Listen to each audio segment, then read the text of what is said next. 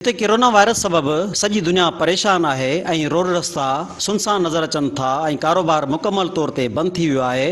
उते वरी लॉकडाउन सबबि मातली जी मेलू बाज़ार जे कपिड़े, गारमेंट्स, दर्जी, शूज़ ऐं सोनार को कमु कंदड़ वापारी संदन रोज़गार बंदि हुअण सबबि ॻणती में वरितल आहे। सन टीवी न्यूज़ सां ॻाल्हाईंदे संदन चवणु हो त रमज़ान अचे पियो, असांजी हिकिड़ो सही सॼे साल में हिकिड़ो आहे महीनो, इन लाइ असां सां सहकार कयो वञे। असीं सीएम साहब के हथ ॿधी रिक्वेस्ट था करियूं। खाली एक दुकानदार नहीं है, हमारे पास यहाँ पर 3-3, 4-4 दुकानदार, दुकान पे लड़के भी काम करते हैं, तो तकरीबन 300 दुकानदार हैं। इसके हिसाब से अगर 3-3, 4-4 बच्चे जो हमारे पास काम कर रहे हैं लड़के, तो उनकी भी फैमिलीज़ हैं। तकरीबन मैं अंदाज़ा लगाऊं तो तकरीबन 7-8 हज़ार बंदे सिर्फ ये 300 दुकानों के। असांजो वज़ीर आला खे इहो अर्ज़ु आहे त बराए महिरबानी करे असांखे हफ़्ते में 2 ॾींहं जेके ॾिना वञनि जेको असीं पंहिंजो कारोबार करे सघे। मातली जे वापारियुनि सिंध सरकार खां इहो मुतालबो कयो आहे त खेनि बि कुझु टाइम ॾिनो वञे जीअं हू पंहिंजे बचनि जो पेट गुज़र करे सघनि।